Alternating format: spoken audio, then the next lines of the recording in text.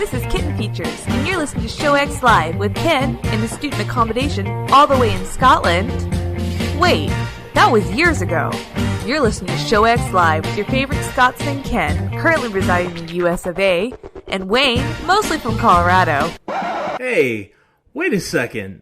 I'm on the show too, and I don't get any billing at all? Well, I know how to solve this. Soldater, Fremad, March!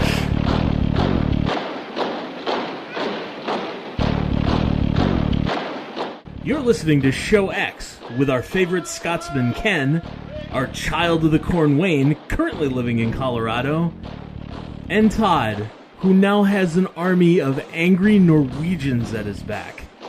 Enjoy the show!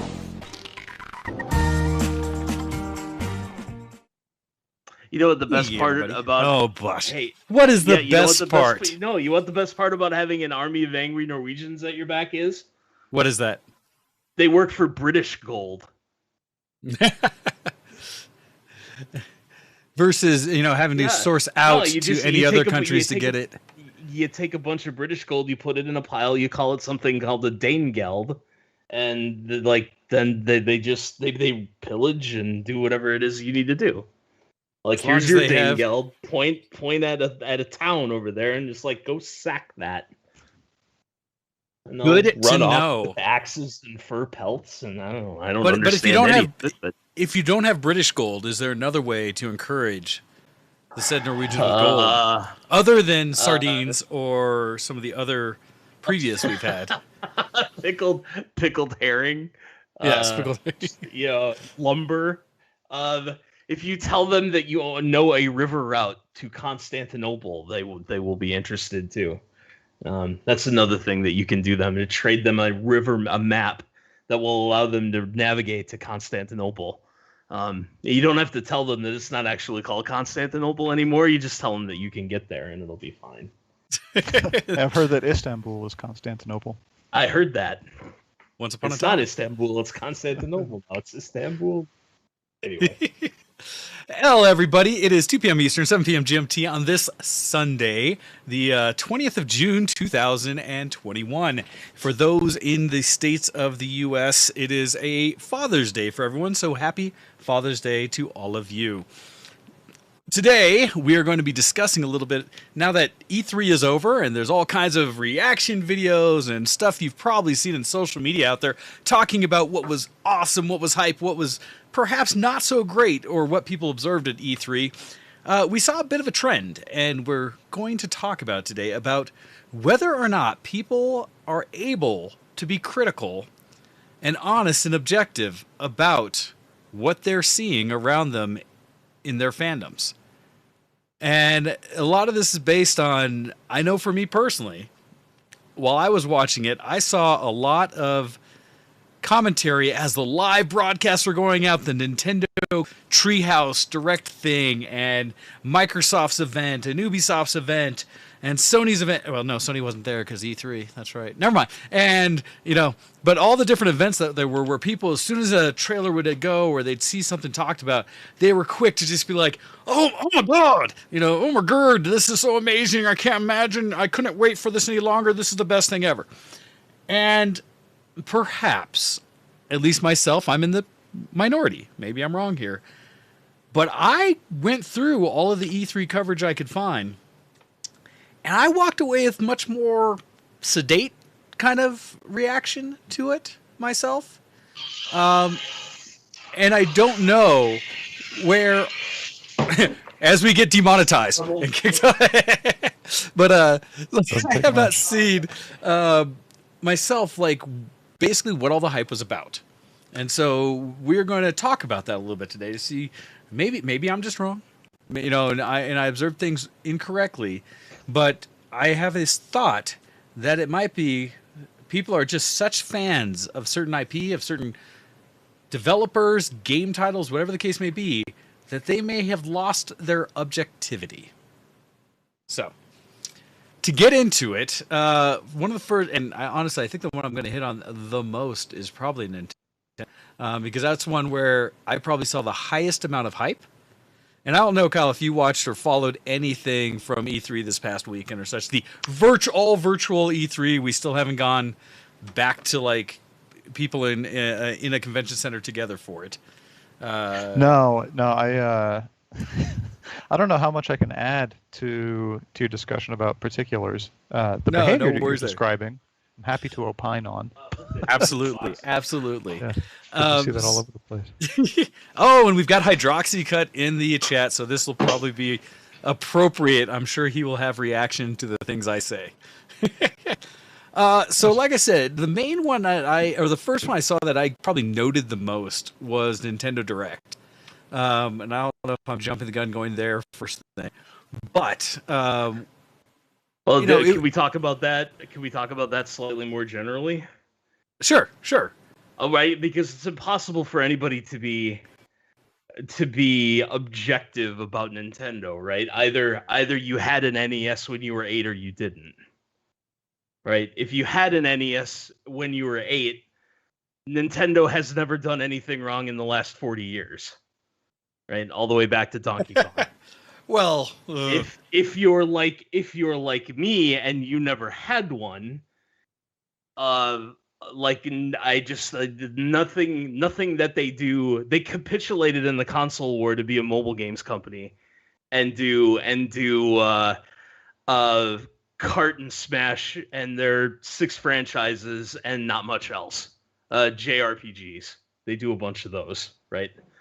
And that's all fine, but we talk about them in the same breath as Sony and Microsoft, and we shouldn't, I guess. Can we describe Nintendo Direct for those of us who are not fast at Googling? Yeah, no, the Nintendo Direct, right? It's one of the things about E3 as a whole is kind of an odd event because there are more and more companies, especially in the past 2 E3s since they've gone digital, who aren't actually participating at E3 or with E3 directly. Instead, what they're doing is creating their own showcase video or kind of live stream or whatever that they do within the same time frame as E3 occurs, that they then have their full control over and don't necessarily have to set up booths and deal with people and actually have anybody there to talk to them back. They just are able to provide a big trailer set of things, a big advertising campaign, and walk away from it. And that's basically Nintendo's strategy. They don't actually show up at the event. You can't talk to them. They just do their little, now that it's a Switch, their little click sound thing and then show a new trailer and a little bit of someone talking. But in it, they use the time to try to showcase or hint at new games and things coming out. Of them, and I'm going to get the order completely wrong because I'm not trying to go through it chronologically of it. I have a site up here from IGN that goes through some of the highlights of what was in the Nintendo Direct. And they had like a lot of little clips of upcoming releases and games. Not a whole I guess actually Nintendo is probably better than most about dates when things are coming out. But they had things like for me, the challenge was they had a lot of obvious IPs that, of course, that's coming out, and you just gave me a date. So things like Just Dance. Of course, Just Dance is going to come out with a new version of it. And so I suppose if you're a fan of this franchise and you've been waiting for the next iteration, there you go. It's coming out November 4th this year. Hype. Be happy. Cool. They had a few little ones that people weren't sure about or weren't aware of, I think, ahead of time. Was it Strange Brigade, which was some of the things they do pretty well is games that they're announced like, hey, and it's available right now. Cool. Not one I cared about, not one I knew. They talked about what other things came up in this one. Monster Hunter new version Stories 2 or such like that got another trailer and apparently is coming out July 9th. So this is another one where it's like, we know the game's coming out, so what did you show me new? If you're already going to get Monster Hunter 2 or whatever this one is, you're going to get it. So cool. Isn't that one cross-platform? Monster Hunter, that one? High? One of them is supposed to be, I believe, and this is one where I might actually lean on a Hydroxy or someone to know better. I heard a few that actually I'll give credit to. Any developer who's talked about crossplay, there were a couple of games that did note that, and awesome. We need more of that in the world. But they had a few trailers for newer things, but a lot of it was just like the same. Super Monkey Ball. They have a new Super Monkey Ball coming to Nintendo. Great.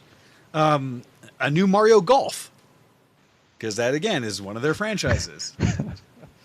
Right? What sort of improvements to golf are available? So my thing with that, right, is it's one that's...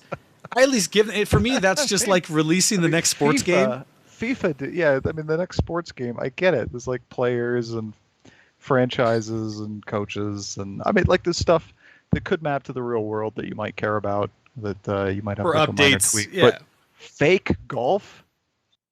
Yeah. So I will give credit, and this is something I will absolutely give Nintendo as a company credit for. Sure. When I had played a Mario Golf game, I don't know how many years ago on a handheld, it was a lot of fun. It played really well. It was accessible, easy to get into, and there was skill involved. You could play it just arcadey, but if you were good at it, you could actually do some cool stuff. My expectation is it's just that on their system, on their current system. Because I don't know if a current generation or a Switch version of Mario Golf exists before this. So for me, it's a logical conclusion that they eventually brought it out like, oh yeah, you know what? We haven't tapped into our pool of 5 games yet for a while. Golf for Mario. There we go. Boink. And stick it in there, right? And so it's not a surprise. It did get me a little more where I was like, huh. Is like the Mario plus Rabbids Sparks of Hope.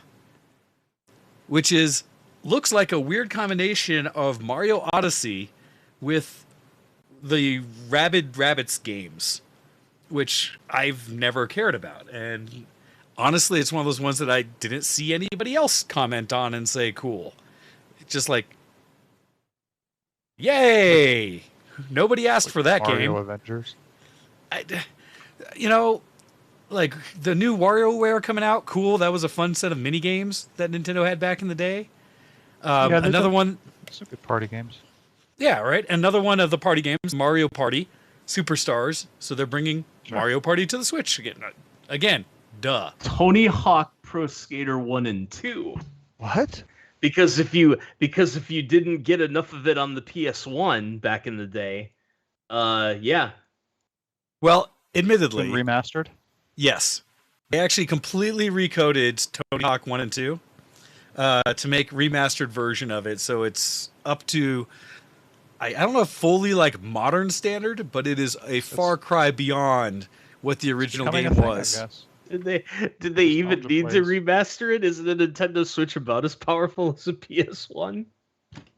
Well, you know, I'll give it a 2. I'll give it a 2. My Texas Instruments TI-92 calculator had more internal guts than a Nintendo Switch. Well, I will freely admit that not the platform, because I don't care about the Switch as a thing, right?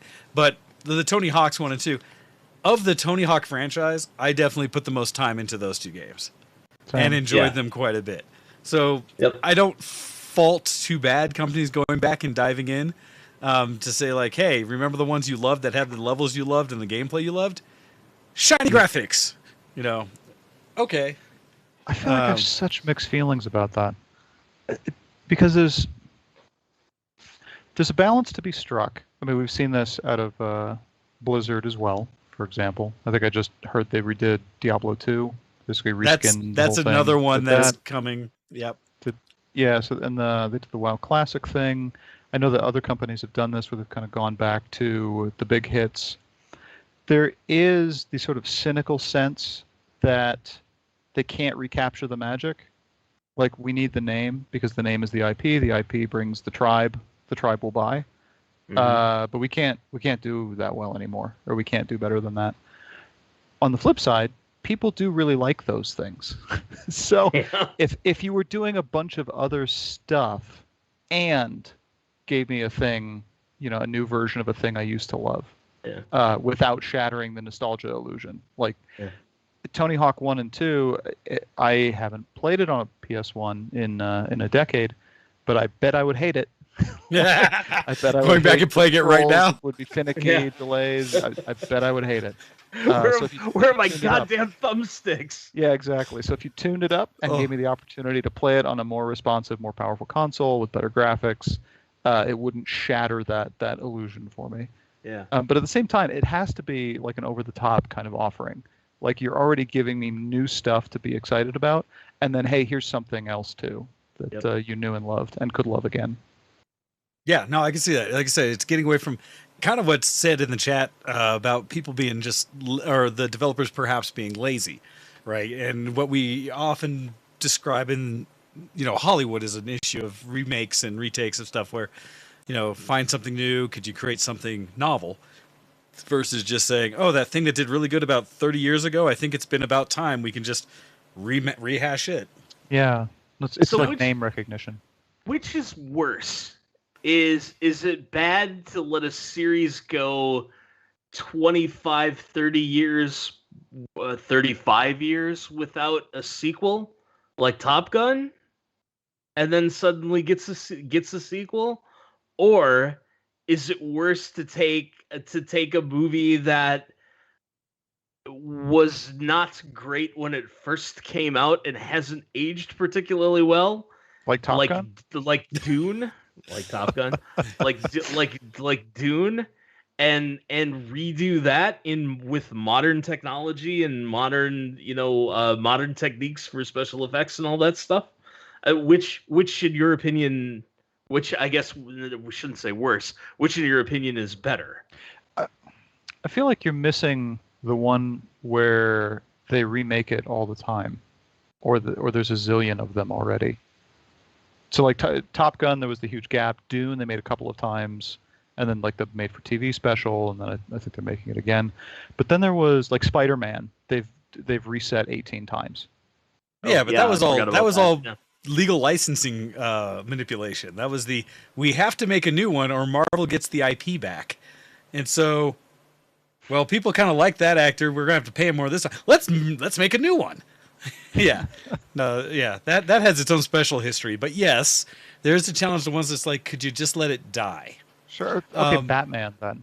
They've made a million Batmans. Yes, and they can't stick to a single one that people can enjoy. That I think is its own challenge, because for me, I at least start to just get fatigued. But in both of like Todd's examples specifically, I'm looking forward to both of those. Like, I actually think the new Top Gun looks like they put some care into it, and so I'll probably go check it out. And there's been a couple movies that have done this literally has been 20 or 30 years, and we're just now continuing the story. I loved that about the Blade Runner follow-on they did. I like that about the 2013 or whatever it was, The Thing movie they made, because it wasn't a remake. It was a continuation in the world of, and so I could appreciate it for that. Like, hey, that's actually kind of slick. Thank you for bringing back an IP I enjoy. So you prefer sequel? Well, I like the sequels. Long gap in the sequel. I like both because, in a way, like you said with Dune, I tried to go back and watch the original 80s Dune after finally having read the book. And the intro turned me off because they literally took so much of the things that I enjoyed about the discovery from the book and plastered it in the first 5 minutes of Dune with saying, I'm Princess so-and-so and I'm going to tell you how this all works. Instead of it being this, what could have been just a narrative over the top where you don't know exactly who that character is, because that's how the book portrays it with the little quotes at the beginning of chapters. They took all that away in the 80s movie, and I was like, oh, God, this is garbage. Let alone remembering things they emphasized that had nothing in the book, like, your name, Moldob, is now this powerful sonic generation and a weapon that they talked about minorly once in the book and had nothing to do with the auditory thing. Like, Muad'Dib is a killing word. Muad'Dib. Yeah, right. What? Mm-hmm. No, what? Oh, but it's gold, right? Because when Paul Atreides gets his secret Fremen name, right? He asks what the second yada yada yada was, right? And so after I watched Dune, because it was on Netflix in Norway, I started doing that all the time. Like we drove out to another town, and there's really only one road to get from Oslo to this town. So we drove out and we drove back, and you pass all the same exits on the highway, right, or on the freeway, and so we crossed we crossed the exit on the return trip. And I looked at my wife and I said, "What do you call the second time you cross an exit on the freeway?" And she looked at me funny and I said, "We call that one Muad'Dib." Oh. And she just gave me this. She intentionally crashed the car. And the appropriate look of like, why? She did. She looked at me with sadness and said, "I am sorry that I have delivered you an heir." There's going to be more of you. Oh, no. But yeah, right, oh, man. So, aside from that, as we talk about, the things that are coming out, because, I mean, we've talked on the show many times about hype in general, and so far the things I brought up about Nintendo Direct have nothing to do, in my mind, hype, and maybe I'm wrong. But some that I saw that people apparently did get hype over, that maybe I missed, is they're making a Guardians of the Galaxy game that's coming out, in which you play as, oh gosh, what's the main character they have you in? No, that would actually be better. No, you play Star-Lord. And yet the rest of the team's around you, and apparently there's like group mechanics and things where you can pop up a thing for one of the other characters to have them do some special move or things like that and help others target, but kind of in a squad control mechanism. But you are only ever playing as Star-Lord. Yeah, Peter Quill. I'll admit, my first jarring thing of it is because now I was introduced to Guardians of the Galaxies through the movies, right? And this is based primarily off a weird blend, it seems to me, off of the comics. One, and I'm curious about this one, is the characters' look are definitely from the comics and completely shed, other than I think maybe Rocket, what the look of the actors who portrayed them in the movies are like. Nothing alike.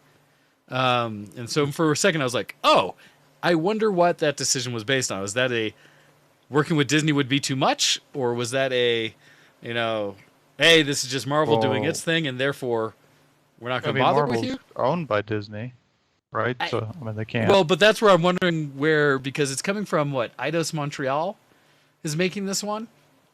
I'm surprised. Oh, that'd be interesting if their licensing didn't cover movie likeness, or if they'd have to pay the actors a bit more for residuals or something. I don't know. Maybe. Not sure of this. So it's a that raccoon is already neck deep in garbage. What more does he want? But what's interesting to me is a lot of people looked at this one. I heard a lot of people just excited, and I am maybe just missing the boat on why. Because I watched the trailer, and I watched actually a longer gameplay trailer for it, kind of discussing it.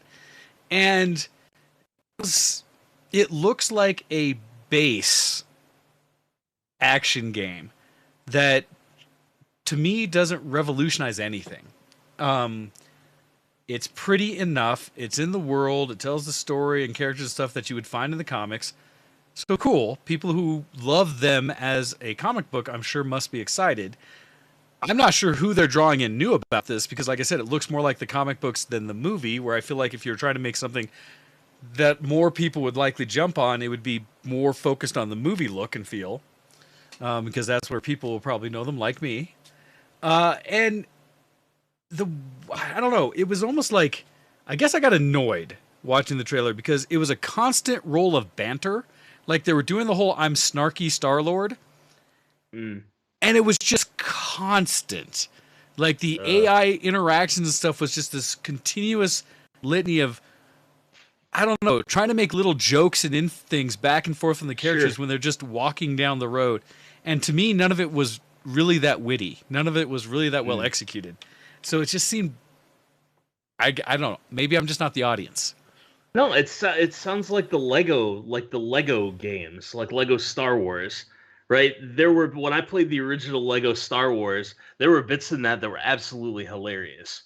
Right, like you would go onto Jabba's barge and you would put together the little Legos and create this dance floor, and it would play this heavy metal version of the Imperial March, and the Gamorrean guards would run out of this hallway, get onto the dance floor, and they all had Lego shovels. Right, but when they got on the dance floor, because the dun dun dun dun dun dun, they would take their shovels and start playing air guitar on their shovels.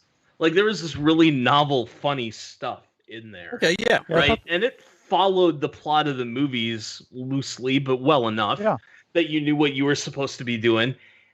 I thought those games were great. When they did it for Indiana Jones, like I guess brand fatigue for the Lego part set in really fast for me. Because the Indiana Jones Lego game was fine. It didn't do anything new. It was all the same types of gimmicks. You were just doing all the things that you do in the Lego games, just in Indiana Jones universe. And by the time we got to like Lego Lord of the Rings or Lego The Hobbit, I got stuck on the Mistress of Giggles and I were playing it together, and I got stuck on a piece of terrain, and we tried for probably 5-10 minutes to get me unstuck, and we were going to lose like 20-30 minutes of progress. We never touched the game again after that. And it was just like, okay, I'm done. And I'm wondering if there's some of these games have a diminishing marginal, and some of these properties have a diminishing marginal utility tied to them that I don't think people understand because it's multivariant. Right? Because the Lego games are a lot like that. There's nothing drawing you to finish it. Yeah.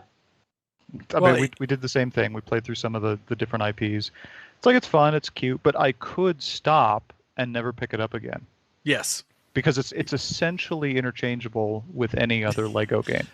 You mean with the Jurassic Park one, or the Marvel one, or like the Avengers one? Don't forget Harry Potter. The Harry Potter one, or in a way, I both love and hated the Lego games. I appreciated, especially when they were novel and having the Star Wars ones. But once they went to all the other IPs, and for me, once they started talking, the Lego games lost it for me. But I didn't realize they did that. Yeah. And later, once they started actual voiceover stuff, prior to that, I was kind of like, it was neat to see how they got all of the storyline along without ever having to use words. The extra expressions or motions they did in the Lego characters, to me, was pretty interesting. The Star Wars version was particularly novel, right? Yeah, I like that one. There's a scene where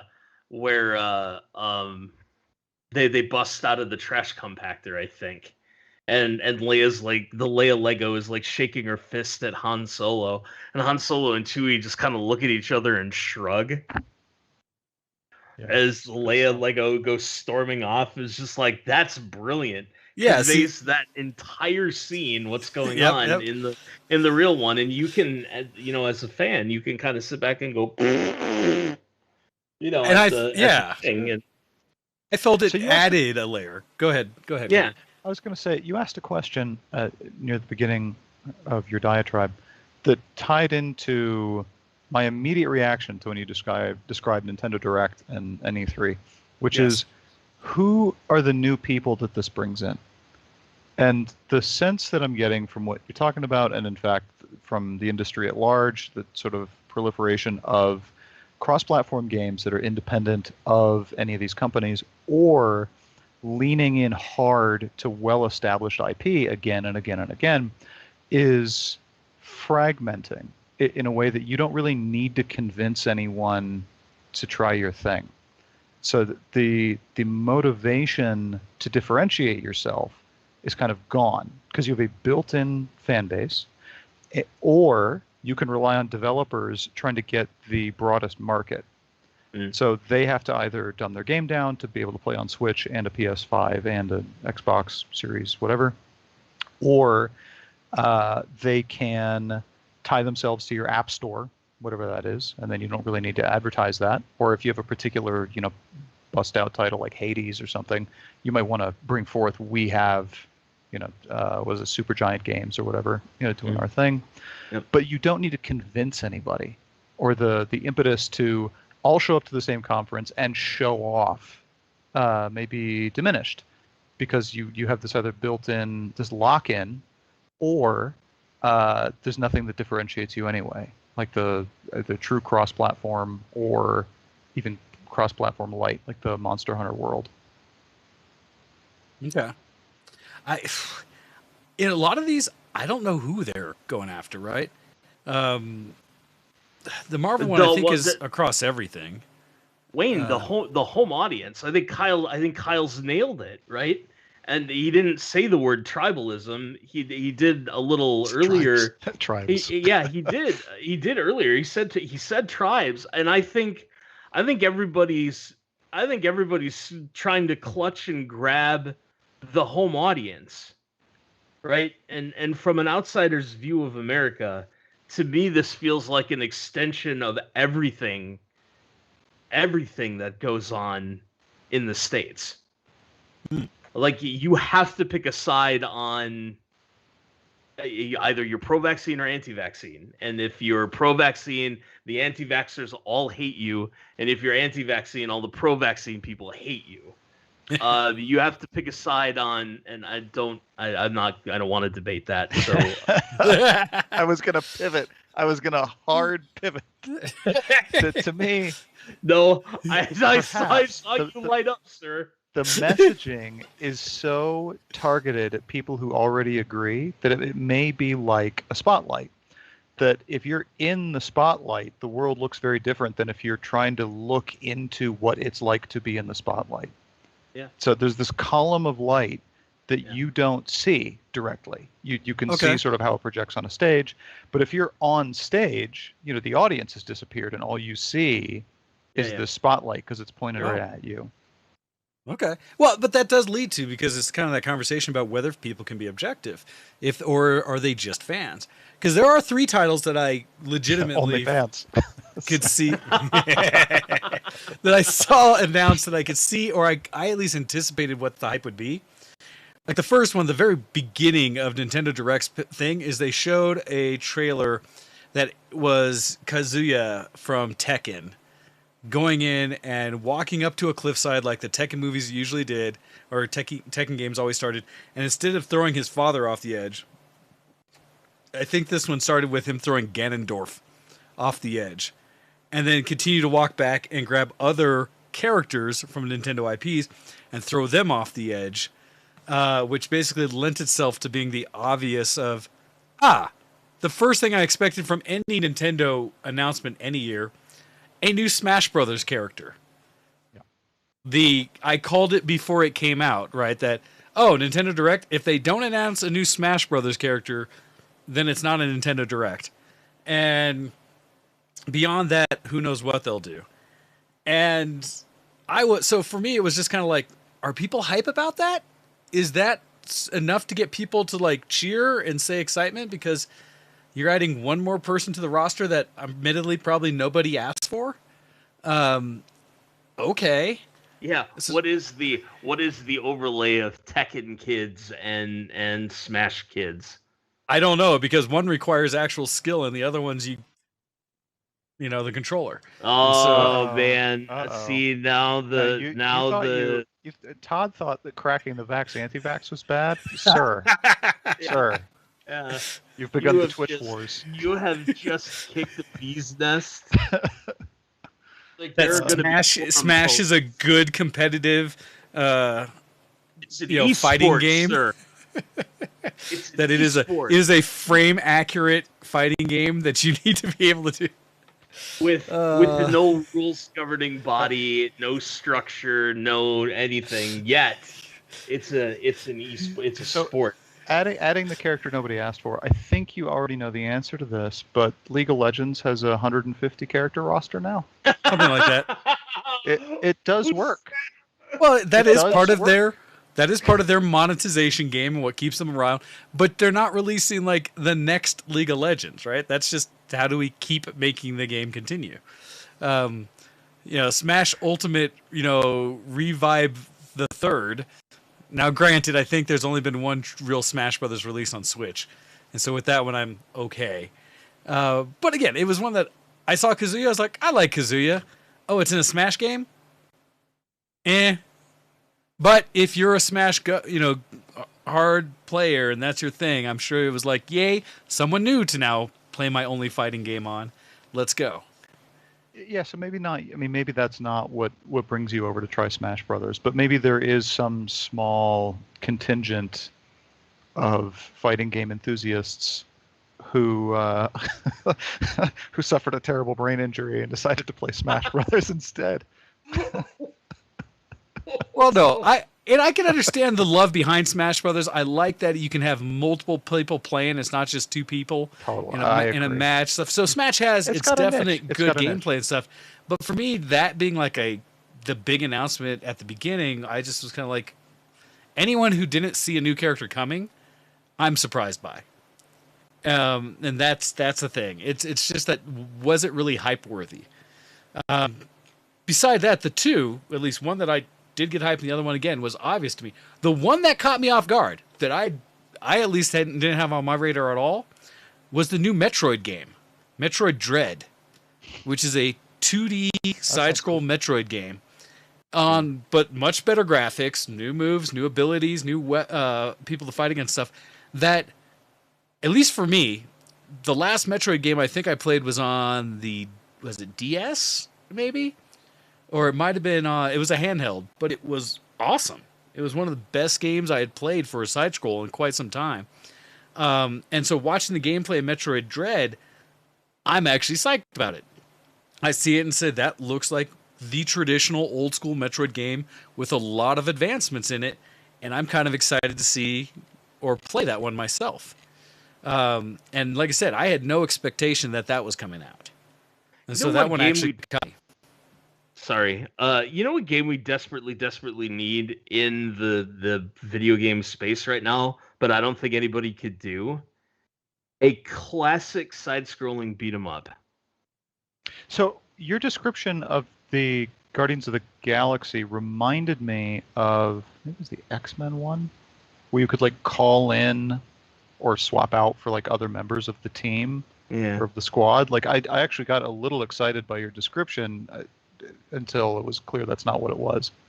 Like, oh, that'd be awesome. I have a lot of fond memories of those style games. I remember that game. Yeah. Well, there are some modern, essentially beat 'em ups that are out there, a handful. I'm trying to think some of the good ones.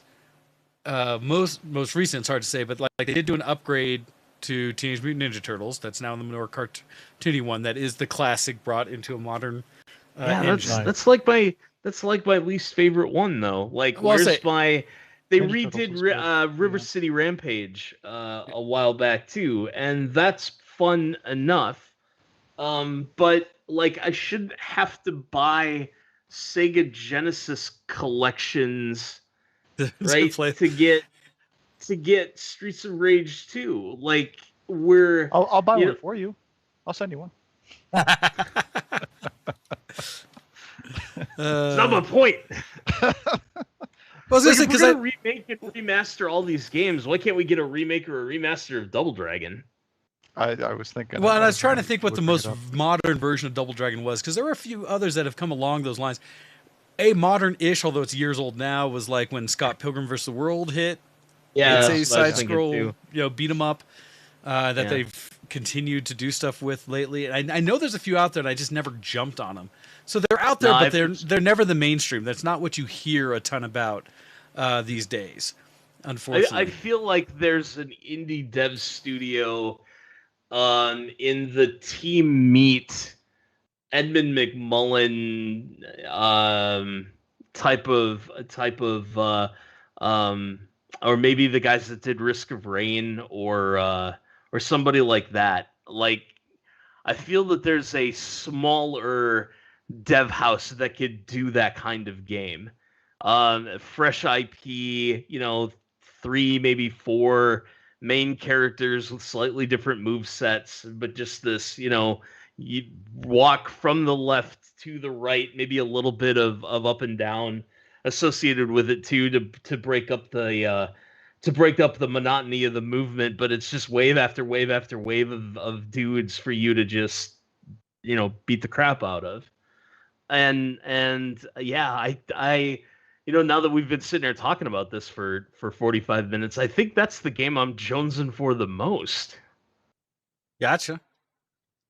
No, and you're right. I can't think of any I saw that specifically speak to the kind of that feel. Because a lot of that style of gameplay, I think, has gone into 3D, and that's actually more what that Guardians of the Galaxy game feels like to me. because it seemed very repetitive in that, like, monster comes in, you run around it in a circle shooting a Star-Lord while telling, Drax the Destroyer to jump in and hit him, while telling Gamora to do a slice and doing things like that. And I was kind of like, yeah, but the gameplay itself is just like, so far to me. Yeah, Ionis is really trying to. I know. Really trying to trigger me in the chat poking. by saying, what we really need is a modern Moon Patrol. Why would you remake Perfection? This is so funny to me. So what it is, 2021. Yeah. And I think I stopped doing the show with you guys 11 years ago, ish. Yeah. So it's been more than a decade. Yeah. And I know that reference. That's still a sore spot for you? It's been 10 years, 11 years? Yeah. No, I hold on to it. Maybe that'll be doctor. Things that never heal. Never let that stuff go. We're getting into that in therapy. We've made it into the 2000s now.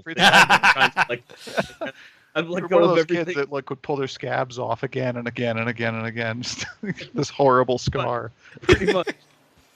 So, I made it out of the 1990s. We finished up 1999. Nice. A couple of weeks ago. So we're getting into the 2000s now.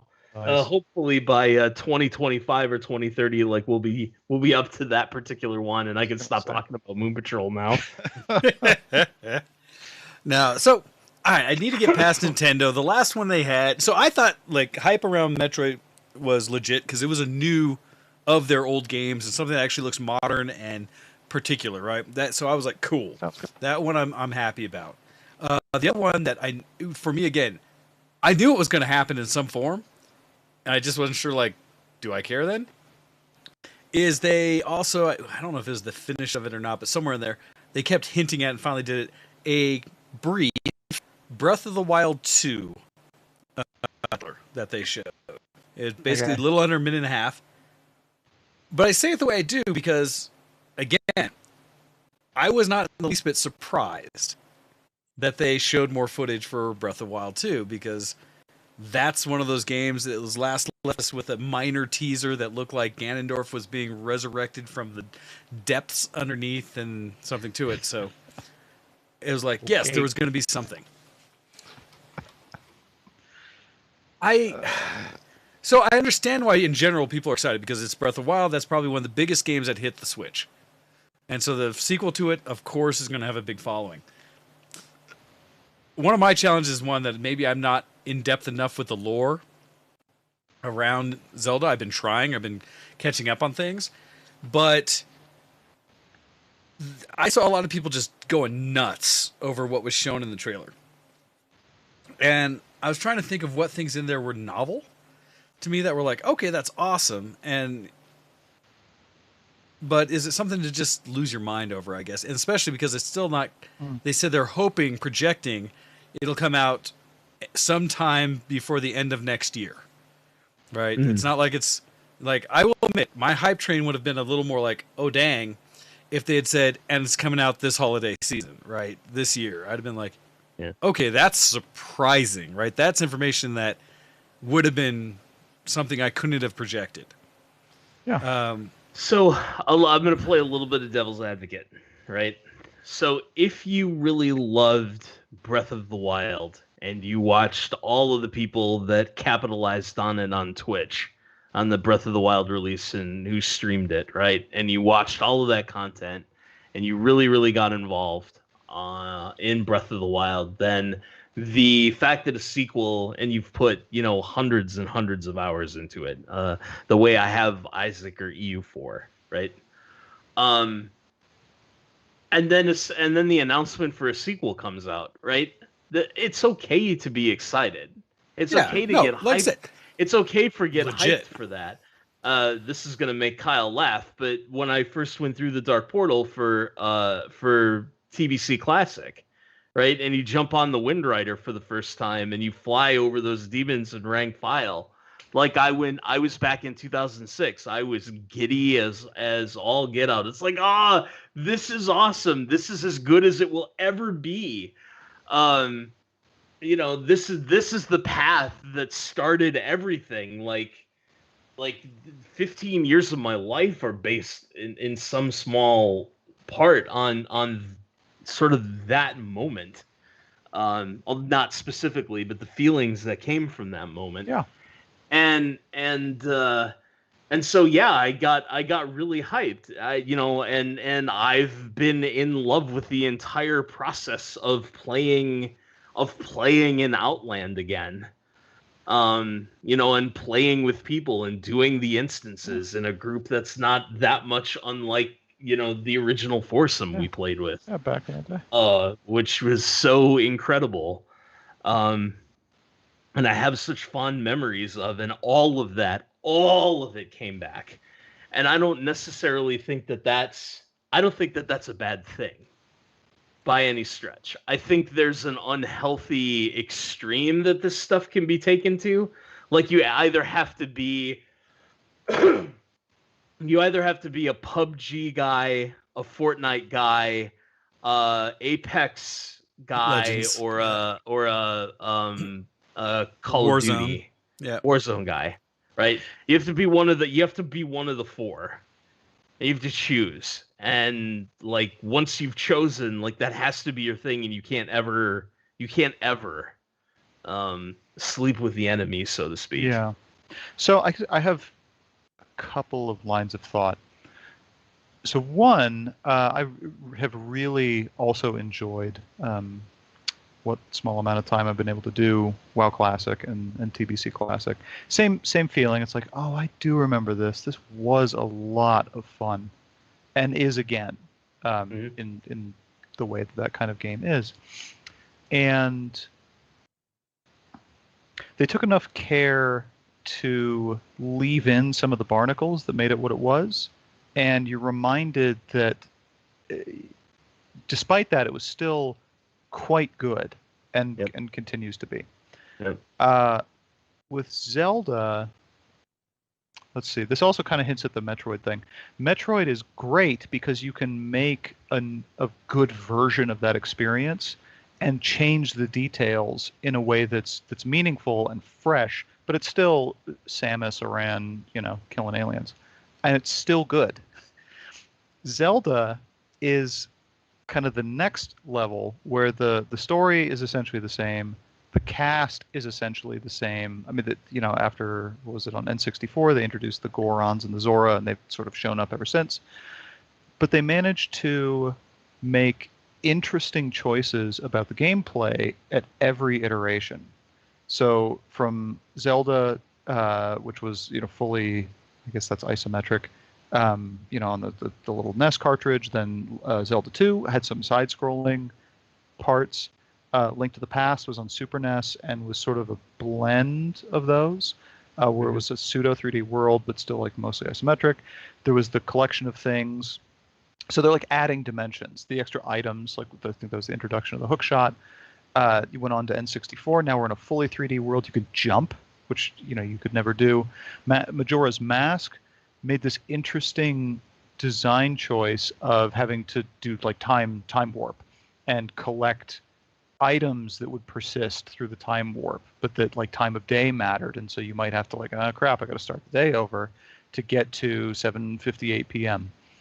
And they continued that. I mean, I'm saying this because Zelda in particular was the franchise that my dad, before he passed, played every single one, starting in 1984. So he's played all of them.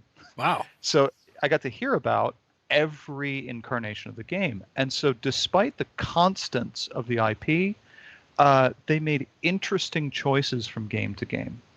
And in some ways made some shifts that changed how you would play. And Breath of the Wild, I think the biggest one was the paraglider, essentially. Like you still had to go collect heart containers, but doing like mountain climbing and paragliding was quite different. And it had this sort of Chrono Trigger-like quality where you could end the game at different times to get different endings and make it, harder or easier for yourself. The real-time combat was better. And I would fear making a sequel, if only because you break a multi-decade streak of changing the game. and I mean, I'm sure you guys have read fantasy series or played games that take sort of an epic amount of time, and there is that sense like, oh, it's over, or I've done everything. God, I wish there was like more. I wish I could know what happens next with these characters in this world with this set of mechanics. I'm very comfortable with it. I love it. And it's a hard thing not to give people what they want in that sense. So you have to outdo yourself and come with something new that's going to be engaging and make them willing to learn it again. When you start circling back and giving people the same thing again, extension of the story. Hey, we resurrected Ganon, and he possessed all the robots again, and so that we have divine beasts or something just like divine beasts. But it's very familiar. Don't worry, you'll feel good. You sort of paint yourself into a corner. And I heard a long form, like 2-hour interview with one of the WoW vanilla devs, and they were talking about exactly this progression in World of Warcraft, that the dev team doesn't understand the vision for the game because they just kept giving people exactly what they asked for again and again and again and again. And 9 expansions in, what do you do now? Because you've sort of circled the drain and now there's nowhere to go. And for Zelda, it's a little bit sad to me that, again, this has been like a 35-year run of being able to do something novel each time. And if they break that streak to give in to what everybody says they want, I would worry that it wouldn't really be the same. Like it would be a very hollow experience. Or kind of, well, so it's interesting because they did, at least what I've seen from some people who did an analysis of the trailer, people who know better than I, because I still have not played Breath of the Wild. I need to get through Twilight Princess and I think one other one before I can play Breath of the Wild. But they apparently there are some specific things you can see in the trailer that are novel or new, in addition to what you know from Breath of the Wild 1. Something about, that a lot of it's going to take place in the sky. And so there's going to be some mechanics around that they got rid of the Sheikah slate and are exchanging it into, it looks like, some iteration of one of Link's arms being somewhat attached to the slate now, or kind of the Sheikah kind of look of mechanics and such, as well as little bits of like in the air, jumping up and sliding through the earth and stuff. So it looks like they're adding a few different gameplay elements that allow them to hopefully explore dungeoning and puzzling in new ways. Because my experience having played through from Ocarina of Time up through Twilight now, all the main titles, I've noted what you've said specifically there, Kyle, about their ability to innovate gameplay. And I've been surprised almost every time I came back at how good their game design really is when it comes to the Zelda games. Like, took me back to say, damn, Nintendo, all right, I got to throw you credit because this is really fun. You helped explain this mechanic in a way that I learned it, organically through the gameplay, and now I'm using it in very complex ways later on. Like, that is masterful game design, right? And so I definitely, when it comes to the Zelda series, give them a ton of credit. And with Breath of the Wild 2, I see, because they've done at least, one or two others that were direct sequels to each other, but still, like you said, added or changed something about the gameplay. So I have hope for it, and I do think Breath of the Wild 2 will likely be an amazing game. So I can understand there being mass hype for it. And maybe that's just me being a bit too cynical going into it, in that I saw it was like, well, yeah, I expected, and Hydroxycut said earlier, there's a difference between expectation and hype. Like, just because I anticipated they would do it shouldn't take away that it's okay to still be hyped about the fact that it is there, because it did show new things. And it might be lost on me a bit, mostly because I haven't played Breath of the Wild 1 enough to know or see why something in that trailer was more exciting to someone than not. And so for me, I was just kind of like, yep, looks like Breath of the Wild. And it may just be like an art assets and budget thing too, right? I mean, it's a massive game. You wouldn't want to throw that all away and start over. No, that would be definitely tough. Not. That'd be damn tough. All right, definitely not.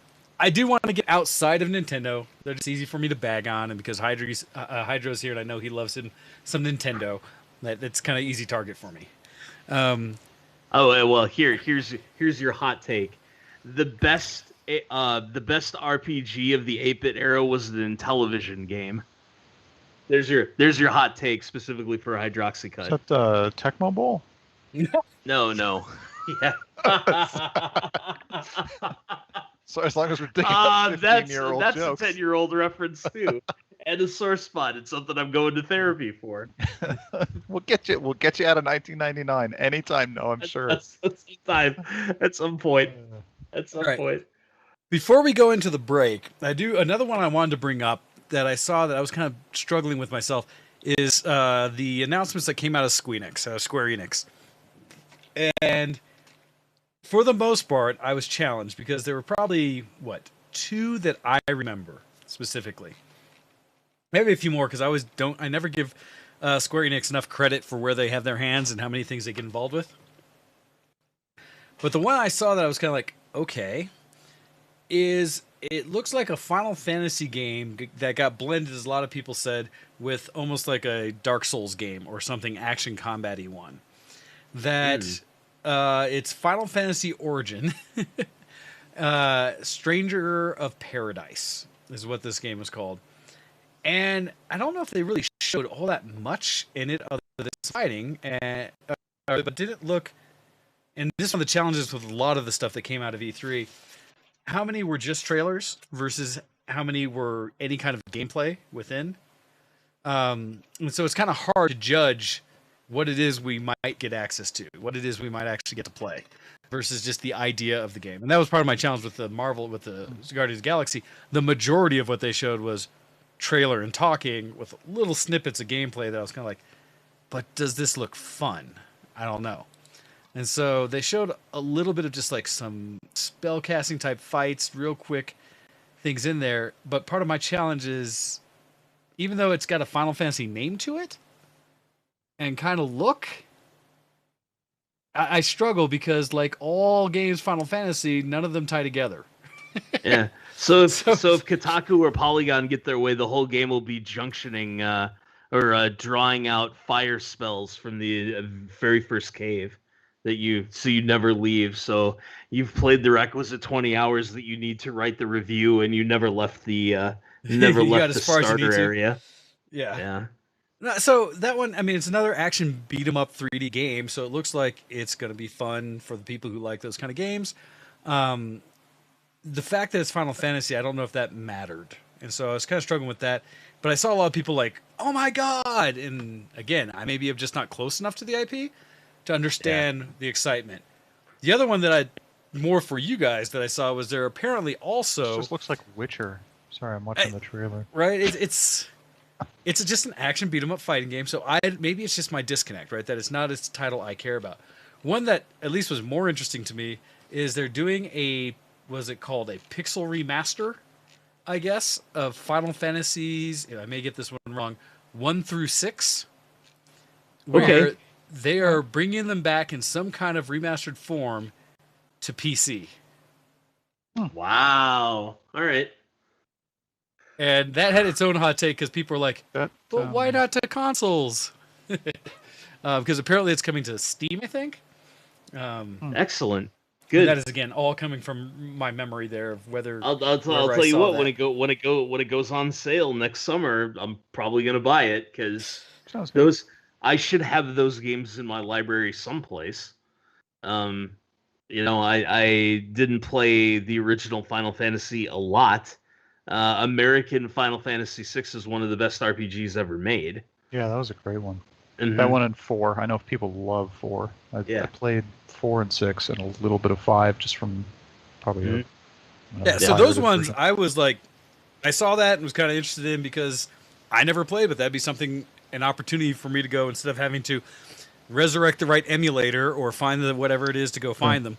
If they give it to me in a way that's just on my Steam list and I can start playing it on my modern PC that I invest all my money in, I'm pretty down. Right. All right. Right. We're going to take a break. We're going to listen to a song so people can stretch their legs. And since we do have a Kyle on the call, if need be, exercise their thimble-sized bladders and such, that not just an Ionis. It's such so that we'll come back and focus a little bit more upon the idea or discussion about fandom and whether it excludes us from really being critical of the things that we perhaps love or not. And kind of explore that a little bit more. As well as we do have an email from Ionis that we need to, of course, read. This one titled Voices of Outland, so probably talking a little bit more about Classic, I do believe. Cool. So, all right, we'll be back. This song is going to be, of course, an OC remix, and it is going to be a Metroid one since I spent so much time on discussions about Nintendo. So we'll come back right after this. Oh, I should leave this in there since for who we have on now. We'll be back in just under 4 minutes, everybody. You're watching ShowX, and we'll be back right after this break. You're listening to Octale and Hordak versus the World. We're going to listen to some music that Octale picked, so it probably sucks.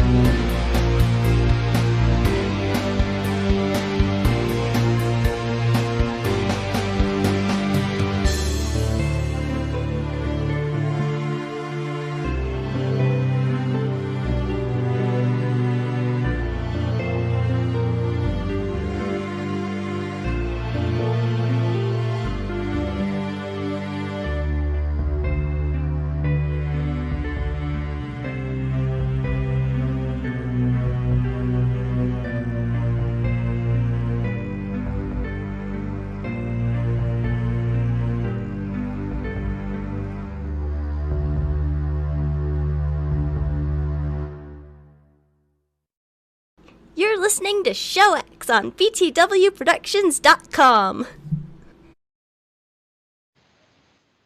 There we go. Hey, everybody, and welcome back to the show. This is the part of the show where Octale gets okey doked into thinking we're back on the show before we're actually back on the show. Well, this is the just sharing off details with Kyle in the break, where it's like, oh, this, and then we got in the tangent of discussing our brethren on streaming platforms, on Twitch and other things. But you are welcome to continue to share your thoughts. Oh, so there was this podcasting meetup. This is after you stopped doing the when you stopped doing the show, and there was this meetup group that we found that was run by this guy who's big into the startup community. And Wayne and I went to a handful of those meetings, and one of the things that always struck me about it is everybody wanted to talk SEO and branding, and no one wanted to talk about the content of what they were going to put online. Yeah, like it was. We talked about this a little bit at the time, that it was so disappointing. I was really excited for you and for you guys to make connections and see, like, hey, what are other people doing? Because we had been in the WoW radio bubble for so long, and then we were trying to do our own thing, but with no real model. Right. So it's like, what are other people doing? Oh, brand awareness. No, that's it. That's like, how do I make sure that when people do Google searches, like my website comes up first? That's like, why would you want that? Yes, I think the line at the time was, don't you want to make sure that your website doesn't suck before it comes up first? Yeah. Because if it's first, they'll click on it, and if it sucks, they will leave. Yeah, and they will never, ever come back. And they'll tell everyone else, ignore the first hit because it sucks. Yep. Oh, gosh. That is, yes. Right, yes. Anyhow. So something that we touched on before the break that I want to hit with Kyle, because I don't think he's heard me say it yet.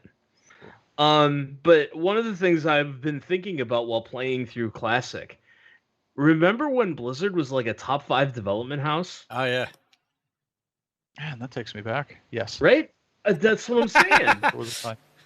There was a time. There was a period of time where I would have said Gearbox was up there too, right? We covered the original Borderlands for a month before that thing released.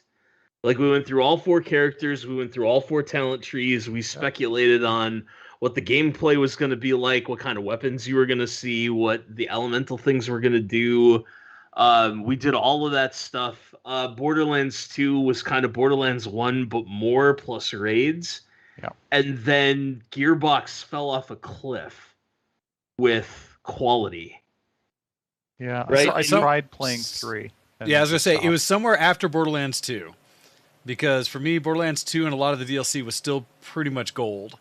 And then everything after that, I have not been able to get back and really enjoy. Mm-hmm. Well, and I mean, Duke Nukem Forever and Aliens Colonial Marines, right? I mean, I don't know. I get that you have to keep your doors open, so you got to let this stuff out the door at some point. But still, I've seen people play those games, and they're just bad. They're just bad. So Square Enix had that. I had that sensation with Square Enix around Final Fantasy X, and then 13 was the nail in the coffin, where it's like, nah. Yep. So now they've lost the loyalty, and now it's like a title by title decision. Sure. And absolutely. It didn't used to be that way. No, I don't know if there's a dev house out there I truly trust at this point. Maybe that's part of my problem with this whole subject of the hype, because I've been burned enough times that my hype is tempered heavily. Like, I think we talked about our anticipation show a few shows back for what we saw would be coming up this year. And one of the ones I mentioned was Biomutant. And then go figure, it launched, and the reviews have been scathing. Most people are just like, nah, this game is not all that great. And so it's another one of those like, well, shoot, I tried to allow myself to hope a little bit more about one of these games and got. Yeah. Thankfully, I haven't spent the money on it, right? But it sounds like got burned again. I'm still holding out hope for the Wukong one. Still holding out for the Journey to the West game coming out because that looks really cool. But so maybe that's the case. Now, you were talking a little bit about TBC again and such, so I am going to read email from our friend Ionis. Voices of Outland, and I will try to give it justice since I never pre-read these things. It says, Hellfire is red. This Gore-Tusk has no liver. Why is the ground shaking? Oh my god, Fell Reaver! Have you heard about the guild made out of rogues and restoration druids? It's called Combat Log. Wow. Yo, my druid is so fat. When a rogue tried to shadow step him, he got a loading screen. You heard about that incident in Shatterath last week? Someone pickpocketed every gnome in the city. Who could have stooped so low? Why did a bumpkin cross the road? Because the paladin behind him didn't know how to socially distance properly. Yo, my druid is so fat. When a priest tries to cast Levitate on me, he gets a message, target is immune. What do you call a bear with no teeth? Gummy bear. Yep. How many rogues does it take to kill a paladin? 2. First one to attack the paladin. Second to wait at his Hearthstone location. How many blood elves does it take to screw at a light bulb? Just 1. He just holds it up there and waits for the world to revolve around him. Yeah. Yo, my druid is so fat. When I took a screenshot of him in tier 4, I ran out of disk space. All right, everybody. That is Ionis's contribution this week. His voices of Outland. Boy, and what a contribution. I appreciate you, Ionis, every week. Thank you, Ionis. Yeah. As a dad now, I can't cringe too hard at dad jokes. I like that it is a blended dad and geek. So much appreciated. Yeah. All right. So, I mean, I don't want to keep the conversation we're having specifically to the stuff on E3. That was just kind of what came up that really showcased when it was happening. Because there were things that... Something just came up in the chat that I want to shout about. All right. Right? Somebody said crunch. Oh, that was me. Oh, not you. It was Babs. Crunch is but that's my point, right? Crunch is awful, right? Oh yeah, gotcha. But it's everywhere. Like, welcome to the tech industry. If you're trying to get into the tech industry and if you're not prepared for crunch, I'm sorry, there's the door. Hey, don't even come in it. It is everywhere. Good, bad, whether it should be or shouldn't be, like, that's another discussion. I'll accept the fact that nobody should have to work 80-hour weeks for a year and a half in order to make a release date for a piece of software. Like, that seems pretty ridiculous to me. But the fact of the matter is that's the tech industry. Everybody short sells their schedule. Nobody wants to be late. And so they make everybody work the hours to get the done, in Wayne's and my former industry, I guess. But Wayne's in my industry, right? There were always rumors that one of the contractors would assume every one of their employees on the project would work 25% overtime. Ugh. Right? So they could shrink the schedule back by 25%. Like, we can deliver it quicker. And so that that's out there. That is not unique to video games. That happens in aerospace. Kyle, I know every single development house that you've ever been part of has been like that on crack. It's so where to pick up this thread. So I have a few friends who went from Netflix. They either came from games and then came to Netflix and then went back to games, or they just went from Netflix to games. Particularly Riot Games.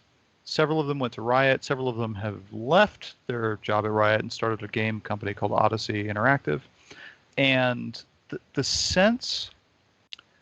thing that is not necessarily unique about games, but that is maybe compounds the problem with games development, is that there is a culture amongst the employees that you should like this. You should like sacrificing family time, blah blah blah. This was supposed to be your labor of love. You don't have what it takes. You are not good enough. So it's not just a salesperson wrote a check that you have to cash. It's that there is a culture amongst the people being affected that you should be into it. That even if they have nothing else going on, or they're willing to make that sacrifice and are happy to do so, that they also get judgmental of their peers who say, I'm like trying to start a family. Like, I have something else to do here. Oh, no. And the pay's not as good. And because it's so competitive, they can pay you less. So they can pay you less, work you more. Your peers are not a reliable source of support or understanding. So I mean, even complaining about it is sort of inviting being ridiculed for not being able to hack it. As opposed to a lot of professional software environments, there are a few guys who sort of pride themselves on doing the 80-hour week, or I stayed up all night, or in my case, literally I've worked 36-hour days. But nobody says, that attaboy, that's what you ought to be doing. And my peers look up to me and say, oh my goodness, you are the god dev who can work so much and I can work only so much. It's just not like that. It's not lionized or taken as normal in other shops. And in particular, not by the people on whom it is inflicted. And I think that's what makes crunch in the dev community. I hate to use this word because it's kind of overused, but I really mean it. It's very toxic because you can't even tell your peers about it without being ridiculed. Gotcha. Well, it seems like the whole industry is suffering PTSD. Well, actually, I'll extend that. That's the PTSD or PTSD that is capitalism. The idea that's like, but we're all conditioned for it, so it's okay. And I'm the weird 3x, wages are flat. Where I'm the weird one who's trying to find the company, and since I can't, I will have to start my own company that prioritizes, task-driven reward, where I'm paying you to get a job done, and as long as the customer says it's good, I don't care how long it takes you. So if you're out of here in 20 hours in a week because you did an awesome job this week, awesome, you're still getting your full paycheck. Because it serves me no benefit to sit in a seat. Well, also I want to tug on that thread for a second, Deadline's right? Quality. There's that too. But I want to tug on that thread, right? That's something that you could do at a federal level tomorrow if you wanted to, right? You just have to get rid of the hourly exempt employee status, right? Yes. It's just like that's not legal anymore. Either all of your employees are hourly and every hour after 40 they get time and a half for, or they're salaried and that's 16 weeks in the middle of the schedule where there's nothing going on, they don't have to come in. They work the 70-hour weeks when there's stuff to do, but that 10 weeks when they're done and there's nothing to do because it's all on the deployment guys, they get to go to Hawaii. Right, and they still get paid. Yeah. In general terms, yes, I agree. That is legit a stroke of the pen thing that you could do in America federally. The problem is changes the landscape overnight. Well, it could, and the problem is it seems like there's nobody who would have that capability that has the stomach for it. That again, and this is where I'll reach back to the PTSD. That we have been conditioned for so long that this is the right way. The old adage that you just have to, bootstrap, pick yourself up, work harder, blah, blah, blah, all those things. That trying to even approach a situation from a different perspective is something they can't even conceive. They can't even look at the possibility of it working. It's so traumatizing to think that someone else could do it in a way that's more entertaining or better for their lives than what they themselves are suffering. Do you guys know the term hedonic treadmill? I do not. Okay. I can guess what it is. Okay, I know, so I'm dissecting it. That is this is not unique to humans, but something that everybody should be able to recognize, where the same stimulus does not have the same impact the second and third and fourth time you feel it. Okay. So you need to seek out more. Sure. And it's in everything. It's a very natural phenomenon. If you lift weights, you have to lift more weight to get the same stimulus to make your muscles grow. It also happens with drug addicts, happens with everything. Yeah. So one of the issues that leads to this productivity 300%, wages flat, is when you find efficiencies, you then build them into your model for the future. Mm-hmm. And so that becomes baseline. Mm-hmm. So I worked at a company that did something like, if you get your stuff done in 20 hours, then you can go home. But if they notice you do that, then they double your workload. So it's like, oh, well, you can do all the stuff we said we'd do, so let's think of some more stuff to do. So it gets built into the model, and there's no escaping it, because you will be outcompeted by people who take it on board. Yeah. So I feel very cynical that there's a real solution that isn't something like, billable hours or better vacation or time off policies. Companies in the States, at least, have this, like, first of all, our vacation policy is kind of silly, but moreover, they can do things like use it or lose it, and then social pressure you, as may have happened to me in 2020, to lose it. because whatever. Just this one time, just this 1 year. lose vacation time. Never lose vacation time, everyone. Always use your vacation. Always. Oh yeah, dude. Oh yeah. Yeah. So there's that, and then there's pitting people against each other. If other people are, if you think you're working harder than other people, then it seems unfair, and there's like a social pressure. It's pretty yucky, because there's nobody on the outside to even say, like, what if we flip the script? Like, why do you take this as normal? Well, that doing better suddenly gets assumed, and now you have to find a way to do better still. There's a reason for that, and the reason for that is the reason why so much of things in daily life don't change, right? Because you need everyone to do it simultaneously. Coordination problem. Right. Well, and that's just it. So the two scenarios are, everyone does it at the same time and it works, or you're the kids in Les Mis, and you get shot, metaphorically. Well, I mean, the other problem is all the psychos will just form a company and slaughter everybody.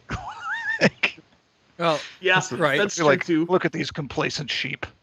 Well, that's the thing, right? Part of me does want, my answer to that is, I either have to create my own company to implement the work-life balance thing that I think should exist, because then I have the control to implement it, but it has to be small and controlled to allow it to even exist.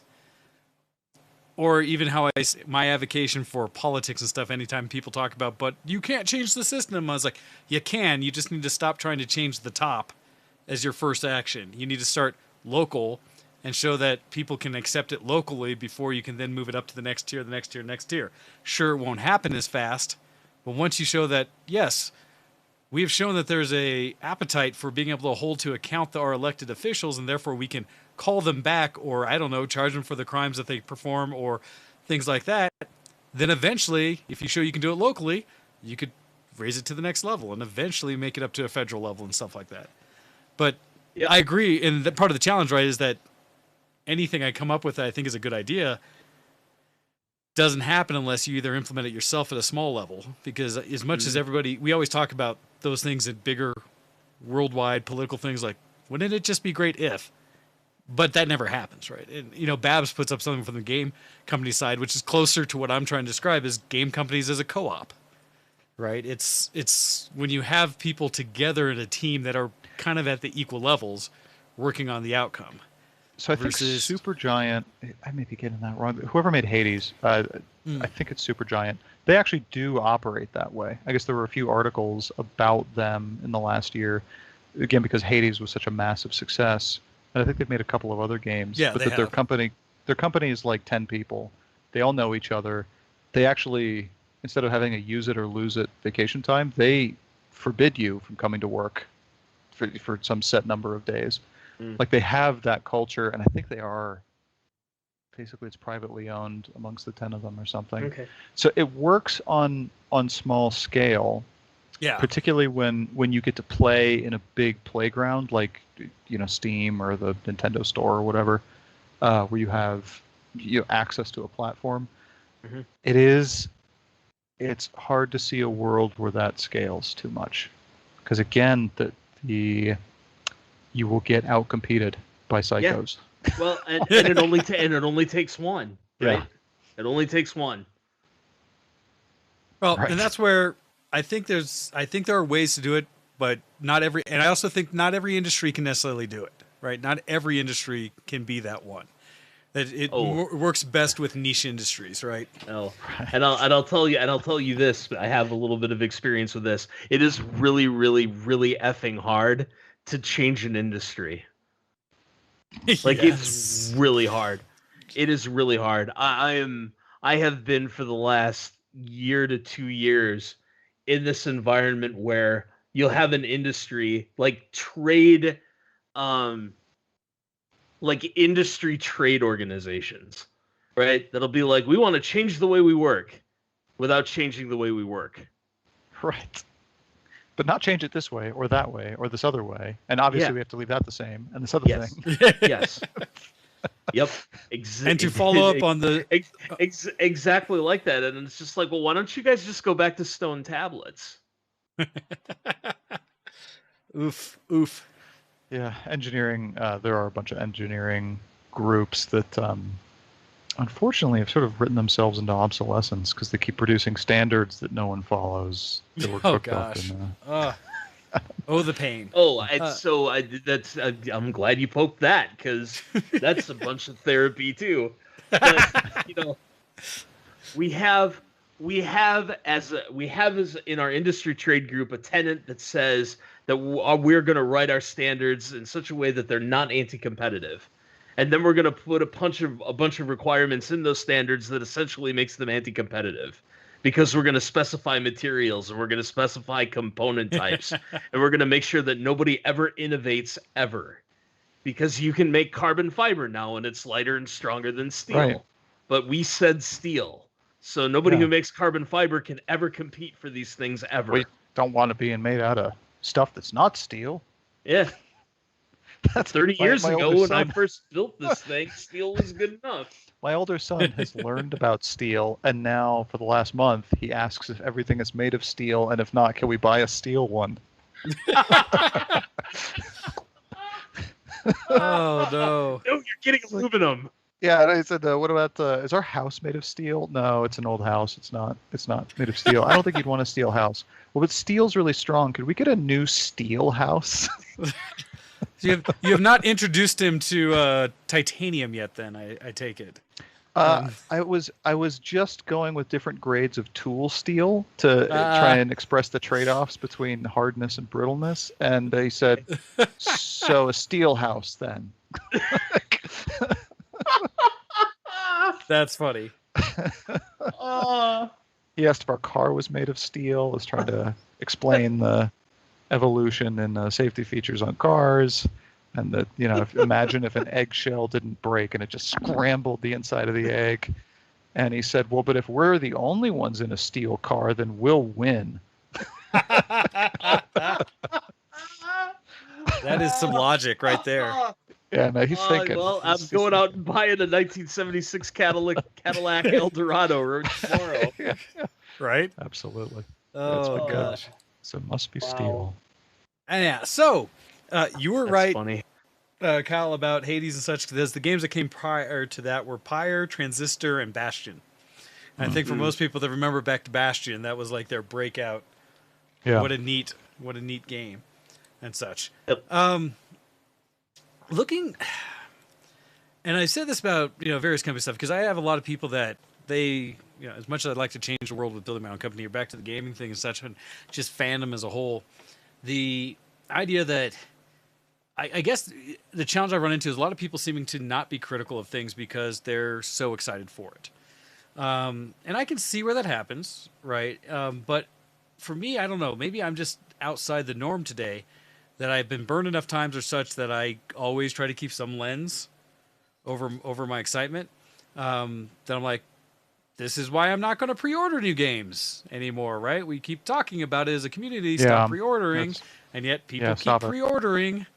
I'm looking at you, Battlefield 2042, and the people I know who are already paying for the multiplayer-only Battlefield game coming out, where it's like... Oh, for the love of God. Or you can wait until it launches, see what people think, and decide to buy it then, a day later. Like, you know. Well, but nobody who's reviews these things has the chops to actually review them, right? It is often difficult to find people you can trust when it comes to their reviews. Oh, and the company won't give it to someone you could trust. Oh, well, that's it too, right? Like anybody who would give it an honest review doesn't get a copy, right? But the idiots at Kotaku will get one. Yeah. Right. It is a challenging world we live in, but it's still something I press for, right? It's part of why I try to manage that level of hype and such, where it's kind of like, you know what? I'm okay. For me, I guess part of that is I have a Steam list so long of games that I don't think I will ever play that there's no reason for me to go out of my way to add one to the list a day or week faster than another. And because I've adopted that, I've been able to avoid things like Biomutant, that I watched a litany of people that I see on social media jump on, play for an hour or two and be like, oh, this is the worst thing ever. And I was like, guess what I'm not buying? And Anthem, right? There's a lot of games I've saved myself. Back to trust, right? I mean, this comes back to trust. One would pre-order a game if you had good reason to think you'd get your money's worth. And that's partially trust in the company, or if you read good reviews early on, or maybe it's not so buggy, like it doesn't have online all the time expectations, so we'll just patch the bugs away, or whatever it was, historically. And I think that fandom comes from the mistake that they feel a two-way relationship with a game developer. That if I put my faith in you, you won't let me down. They'll fix the bugs, because that's the way that people talk about it is like in a relationship on the rocks. Like, oh, they're working on it. No, I know it's buggy, but it's not that bad. If you just look past that, they'll fix all that. The core of it is so good. It's so good. If only you could just see that. If you could see it the way I see it. I mean, it kind of reeks of that, and we're all significantly older now than we used to be when we would pre-order games. Had the scales, drawn from our eyes a little bit. Yeah, some of it's trust. Some of these companies have kind of used up that trust in a bad way. Some of it is like, well, what's the difference? You start to learn about the games they play, about reserving inventory, and that they take your money, and then maybe you don't get the bug fixes you were expecting, or maybe it's just natural that once you've already been paid, maybe you don't care so much about that thing, and you're on to the next thing. Like, there's all these incentives that we've sort of internalized as older people now. I don't know. I do feel somewhat cynical about it, as might be obvious. Well, I mean, me too. Like, I'm trying to think. The only thing I buy at regular price anymore are EU4 DLC. Right? Everything else gets bought on sale. Yeah, I do that. Cyberpunk, I bought at full price. Yeah. They ever fix that? And again, did they ever fix it? Yeah. Dude, I had to edit I had to hex edit the executable to even play it. Nice. Because I was running on an i7 970 at the time that didn't do AVX, and the engine was designed to run on AVX. So I would get to the first aspect change sort of in the camera for the view, and it would feed an AVX instruction through, and boom, like it would blow up. To answer the question, they fixed that. They did fix that. Good. That's true.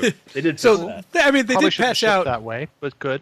They did patch out a lot of things, and Todd and I are on the level with Cyberpunk that it is a better game than the negative hype train gave it. That in the world of extremism, that once it offended a small group of people, they had to make sure it offended everybody. And versus many of us, Todd and I included, and actually most of my friends who've actually played it, quite enjoyed the game on PC, and had pretty good experiences. And that's fair. Obviously, it can go too far the other way. I mean, what I read was that there was just mainline, just trying to play the game, it would explode. And that just seems like a symptom of assuming you can patch it later. That they were not rigorous about I'm very critical about that aspect of development. Yeah. I think more things need to actually go gold. not some level of pyrite and then patch it afterwards. It's a veneer. It's a veneer, and we're gonna fix it. It looks gold. It's when plated. You look at it the right way. Plated. It's gold plated. It's gold plated. You didn't let me finish. I said gold plated. Right. That needs to be a term we adopt for games going gold. Yeah. It's like, wait, is it gold? It's a really, really good point, and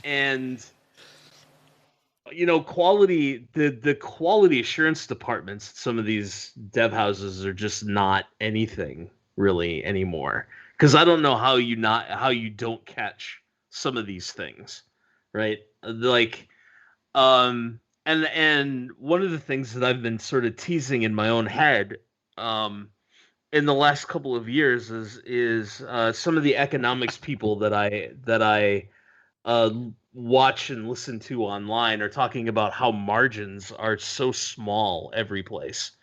And I think that that's also true for labor.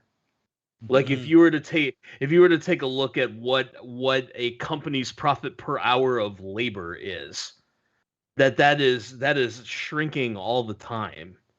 And that so there's no extra money, there's no extra budget anywhere.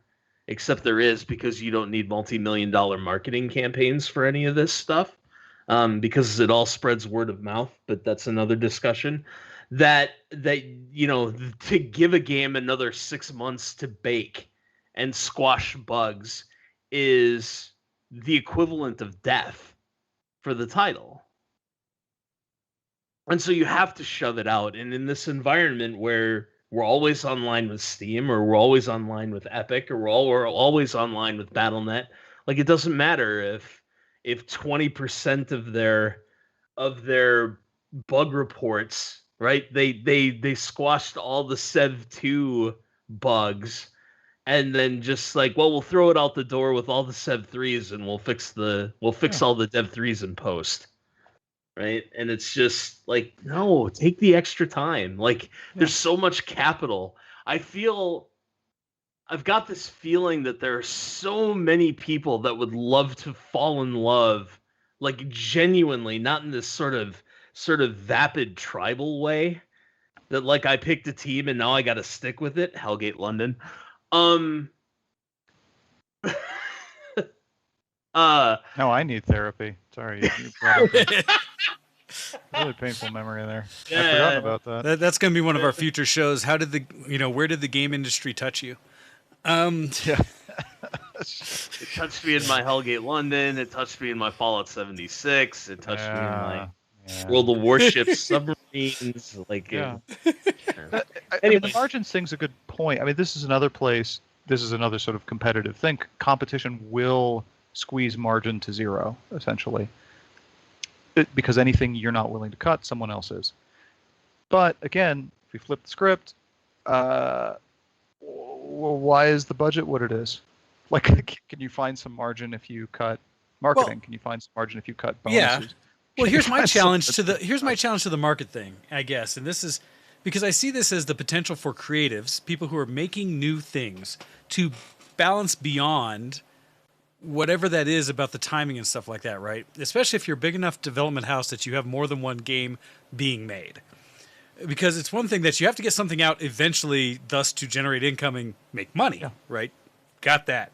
Yeah. But if you have enough in the coffers that you're not limited by the exact time it has to come out, why would you release something buggy? And this, we were talking about margins and capital stuff. Just listening to, love the reference because it's something that Todd and I both watch enough to have usually some shared experience.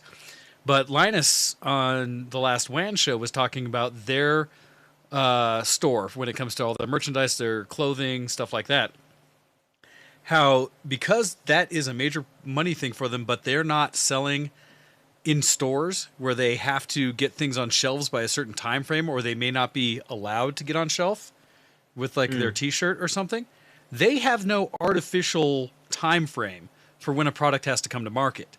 So for them, they are very critical about not sending something to market, not finishing something until it's done, until it meets their quality. And he just was sharing a story where one of the people in their fashion industry came in from doing t-shirts at a normal big company and was really afraid to tell Linus that the manufacturer or the person they were going through for the shirt wasn't meeting their quality standard, because they were afraid that that would delay them and they'd have to scrap and they would have lost thousands of dollars of investment to try to get this new product up. And he was like, I don't care about any of that. I want the best product on my shelf because I want someone to buy it and come back and buy again.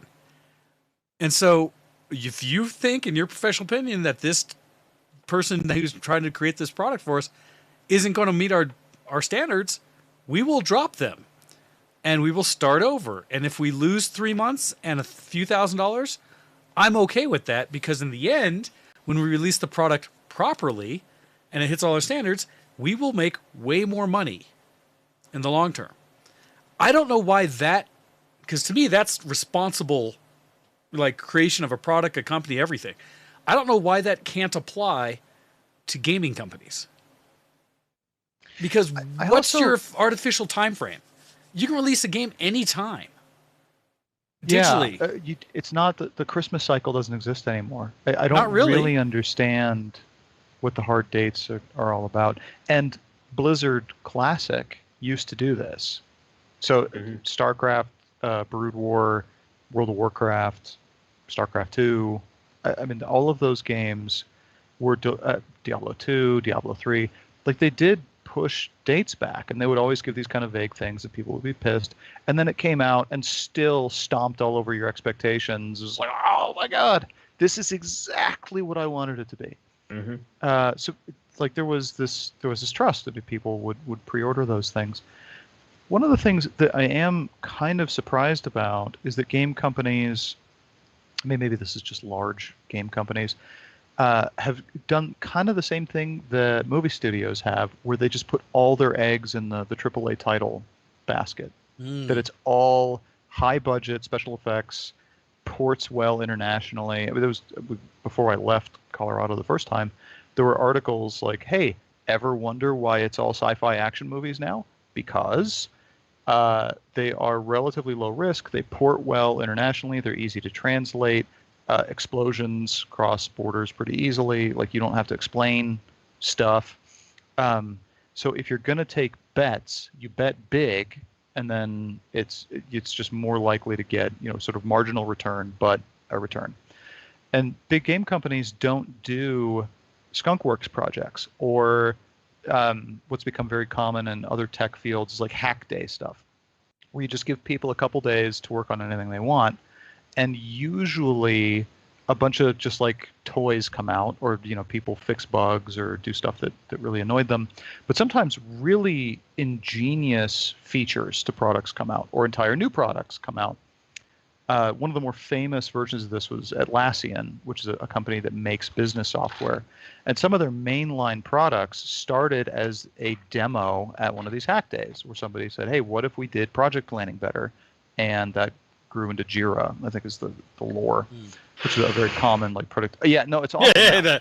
But they changed. Hack days changed. And in my early days at Netflix, it was more like fun skunkworks stuff.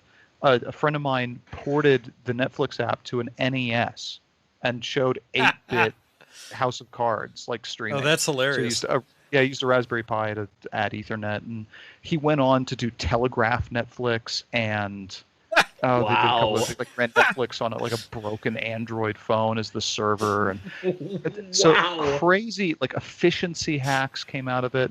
A bunch of product ideas came out of it, but then the idea shifted, and suddenly there was a rule where there was never a rule before, that it had to be a direct product improvement, and so creativity's gone.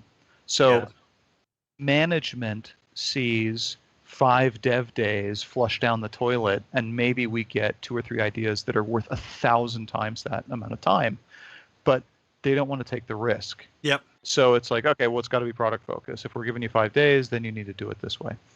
And I think that game companies and frankly industry at large could learn a lot from this, the kind of same concept as basic research budgets, that like, hey, just work on interesting questions and we'll build a massive bank of interesting ideas, code snippets, game mechanic ideas, engine ideas, art assets that don't quite fit anywhere, but it was just a brainwave.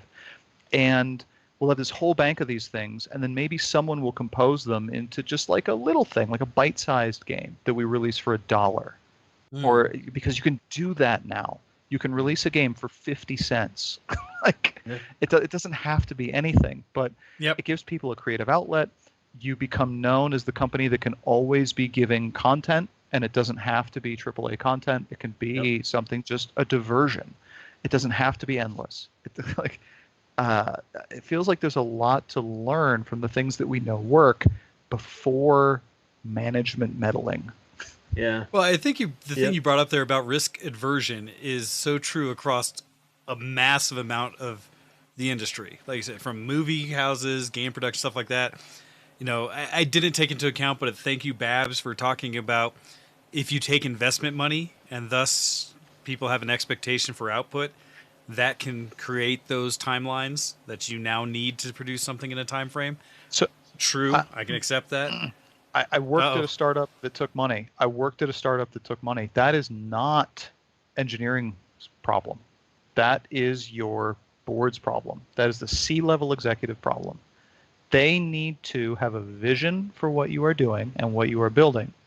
If they communicate that clearly, and somebody has invested, in our case it was $2.5 million, millions of dollars on that vision, you need to stand firm when they say things like, oh, I mean, you said it was this, but I thought you were kidding. No, that's what it was. That's what we took money for. This was the risk. If it works, you make 1,000x. Bye-bye. Like, I firmly disagree. Like, that is within your control. The piece of that expectation management piece. Well, and insulating your engineering org from that. If you communicate a product vision or an organizational vision to your group, the people that you hire, you're going to own this, we're going to build that, you get to do things how you want. And admittedly, sometimes, as was in my case, there is a reality where it's like, okay, but customers don't care about that now. Here, just do this one thing that they care about now. You were going to do it anyway, just do it in the other order. Like, you can massage the vision, but you don't cave. You don't start the clock if the idea was like no clock. Like, yeah, gotcha. I don't know. I sorry. There are ways to manage about that. Needing therapy. There are ways. About, like, right. Well, getting into some That's of the legit industry discussions, right? Well, but that goes back to, like, again, the hype, the fandom, what you get into, and what you're saying, Kyle, the trust. Because there are things for me, and maybe this is the age, the cynicism, things like that of having been around it for a while.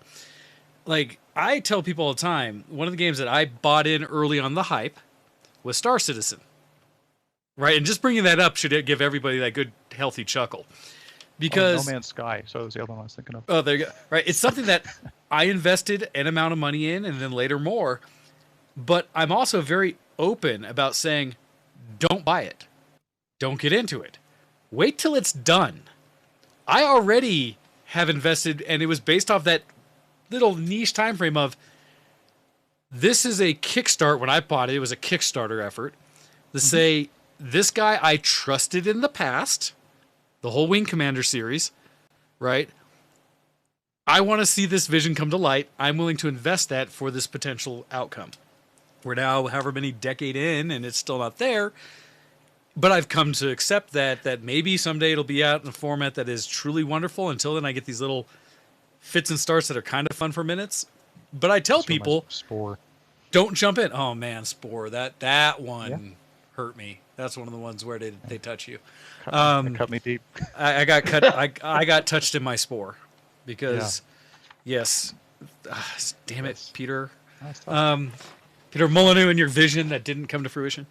But so there, and it sucks, right? Because I think there is value in hype to some degree, and the idea that maybe it's only about these big companies, or when you're trying to, because who does the hype help? Is my question, I guess. Because there's one thing when a game is getting ready to come out, there's a natural progression when you want advertising to get as many people ready to buy it as possible. But who does it serve, or who does it help when the hype trying to be generated is a game that's not come out for another year? Because for me, if it's coming out in a year, I don't need to really know about it until maybe a month or two ahead of time. And then push hard, because now I'll be looking forward to the day I'm going to buy it. Well, but a year from now, it's this nebulous, like, oh, I don't even have to think about it again for a year. I'm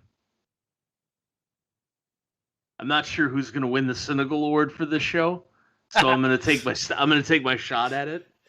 But if you drop pre-order money a year in advance, right? You're going to join the tribe, and you're going to go to the company non-specific communities out there, Reddit, Twitter, I don't know, NeoGAF, I guess, if you don't get banned, right, to evangelize for the game, right? Even a year out. Like, there were sorry, I remember people that were completely invested in the real money auction house for Diablo 3 on the Diablo 3 forums. Yep, I know people who made money off it. This is going to be the best thing ever. And I'm like, no, this is terrible. You are going to alienate every buyer for your economy, and you're gonna have a bunch of people posting stuff, and there'll be like 5 whales, right, that can afford the items, but they're only gonna need to buy those items once, and then the rest of it's just gonna sit, and your income after the first 90 days is gonna be 0, right? And not exactly 0, but you know, I was hyperbolizing when I was making this argument, as I do. Gotta say. And were you? Yeah. Is that something you do? I may still do that. I may still do that. Right, but it was remarkable to me, and people said that I was dumb, and people said that I didn't understand that I, you know, you must suck at Diablo for the really good players. Like, this is gonna be a replacement for a job. Right? Yeah. So if you're good, you just must not be good. And you know, it's like, well, no, can't you see this? I would never spend real money on items. And my bet is there are more people like me than there are of you that would. To me, there's sort of a combination of it. As you said, once people invest personally, they have a sort of an ego investment in not being wrong, and so you have to be wrong. They've also committed resources, and so they don't want to be wrong. Like, this is like the two-way relationship. You're imagining it will be better for reasons. Because you really want it to be. Well, you paid money, so you want it. There's some cost fallacy, too. Well, but there's a piece there that once you've invested, like you said, you don't want to be wrong, in the sense that it's really hard to admit that you wasted your money, your time, your effort on something that's not going to pan out, right? That's it's admitting that you made a poor judgment. There's also a smidgen of truth that people will ridicule you on the internet for your bad choice. Yes. If you advertise it, but I mean, so one of the things I looked up because I was wondering about the pre-order thing is like how early do pre-orders usually happen? Like Battlefield pre-order just went up this last week because it got announcement trailer, everything like that. Saw it hit Steam for here, and it comes out towards the end of October. And I don't know if I've ever seen things kind of extend past a 6-month window on a pre-order. Usually I see it closer to like 3 months or so. And so I do appreciate like Bab's response in there talking about sometimes the goal of early marketing is to leverage interest to get investment or deal leverage. Because that's kind of what came to my mind is if you put a trailer out for something that's not going to be out for another year and there's a huge internet buzz or something around it, it's easier then to go back and look for more investors or additional resources for developing it or whatever the case may be. Because otherwise, I feel like you'd almost do better, and a lot of indie houses, I think this is still what they have to do. They have to get the game almost done before they're able to kind of get anybody interested, right? Because they have to stand solely upon what can I show you and actually get you to play. And so I could see where investing that kind of stuff for the hype benefits the company for potentially finishing it in the first place at the beginning. It's very difficult to measure. I mean, this is a point of frustration for me about marketing is that it's an unfalsifiable premise. If I didn't do this, you wouldn't have had sales. But we can never go back and run the experiment again. Yeah, that it didn't. Well, I agree. Because there's always the challenge of where does marketing work? How do you invest the money and effort in that to get actual return? And that's always seems to be this weird... How do you know you've done enough versus not enough? Is it a threshold problem where 2 million is enough, anything less is worthless? I have a hard time with that pitch. Well, but I mean, generally. I can accept that marketing works, right? Sure. There are things that it put in front of people's face in some form so that they can talk about it and be aware. I don't know what the numbers are. I don't thankfully care enough to do that. Otherwise, maybe our show would be bigger because I would market it. But it's not a goal I have. It's like, hey, all of you fans, do the word of mouth thing so that we have more people chatting with us. Remember when we were on the front page of Dig? Oh, man. Do you remember Dig? Great follow-up. Perfect. Oh, man. Outstanding. So anyhow, I mean, to kind of wrap things up for today, I mean, hype is a thing that we see across everything that we participate in this society. It gets amplified, I think, because we have all these means for people to try to showcase their value or interest to others, social media, things like that, where people are able to pontificate and get out there and say, look, the thing, and for whatever reasons, the motivation behind it. Sometimes I think hype can be useful in the sense, not just the money type thing and stuff like that. It can feel really good to be on a hype train, especially when the result of it is justified. That's almost, it's kind of amazing when the hype actually extends into it's really a great experience. But it can also really hurt when the hype leads you the other direction and whatever it is you're so excited about falls flat. I learned everything I need to know about the hype from Flavor Flav. Yes, and I thought don't believe the hype. I think I almost came up with a drop in for it, but I didn't get it finished. That would I was gonna do the GIF of the. Yeah. I have a goal to get the GIF. That is, whenever we talk about hype, I can put that on there. Have it splash, but. Remember when Blizzard was the top 5 development house and we went to BlizzCon? That was a good time to go. That was an exciting time to go. I remember seeing the first videos of Cataclysm and going like, "What is this?" And I remember playing the pre-beta early dev release of StarCraft 2 and having amazingly high hopes. Yep. Because it was going to be an amazing thing. We got an early look at Diablo 3. Yeah. 2. That was wonderful. Yeah. That was stuff. There was a lot of good that came out of that BlizzCon. Or a lot of hype. I won't say good. A lot of hype. A lot of hype. Yeah. Like I said, this is the best part of Cataclysm was that cutscene. Right? No, that God, they gave us the best part. it was great. All right, I do have something for us to close out the show with because I've been hinting at it for weeks now because we did get content in from our friend Ionis that needs to be shared. And it's a great note to finish it when we talk about BlizzCon and all of that and going back to TBC. He gave us a skit that he is presenting in the truest of Ionis fashions. And so I feel the need to close out the show with this. It's 4 minutes long, so it's going to run us over. But it's Ionis content, so you know it's going to be worth it, everybody. I mean, comedy gold. So here you go from Ionis, a TBC skit. Hello. Welcome, everyone. Today, I'm happy to join you from Blasted Lands, where Alliance and Horde players alike prepare themselves for the opening of the Dark Portal. Old school players as well as rough millennials gathered around the massive gate to await this historic event. For the former, this is a moment for nostalgia.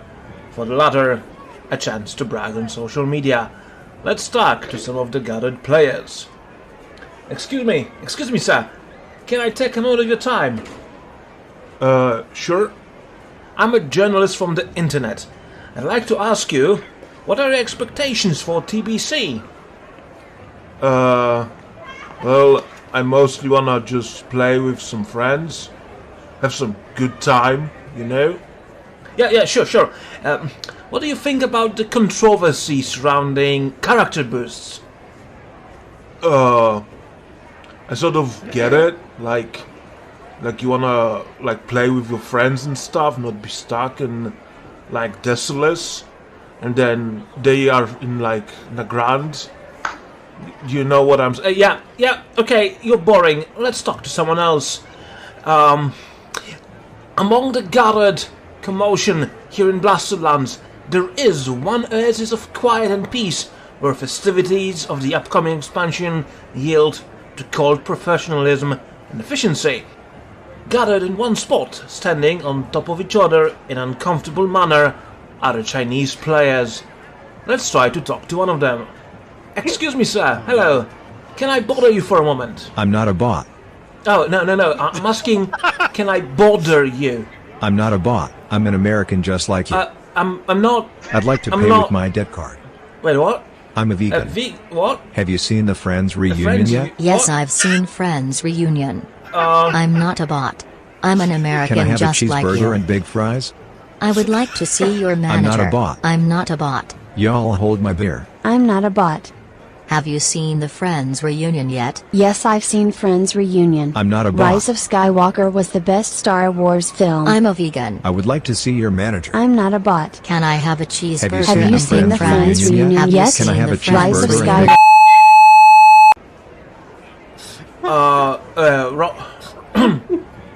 Are we still on? Right. Well, let's go to talk to some streamers who set up what seems to be a water park of sorts on the edge of the Blasted Lands. Hello, can I take a moment of your time? Could you explain us, why are you sitting in a baby pool? I see. But isn't that against Twitch's rules of conduct? No, of course, I'm not a sexist. You're headed here first, folks. Oh, wait a moment. The Dark Portal is about to open. Yes, let's get a little closer. Oh my god, the crowd is swarming the stairs. Everyone is ready, weapons in their hands, fingers on targeting macros.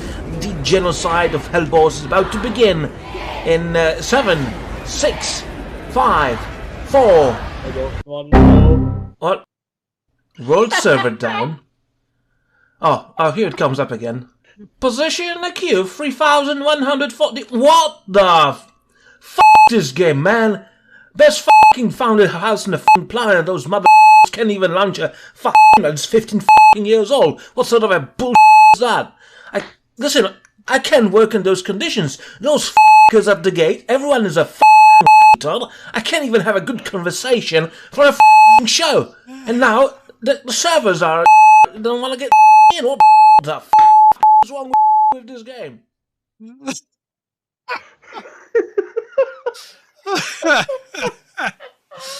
And on that note, oh my sides.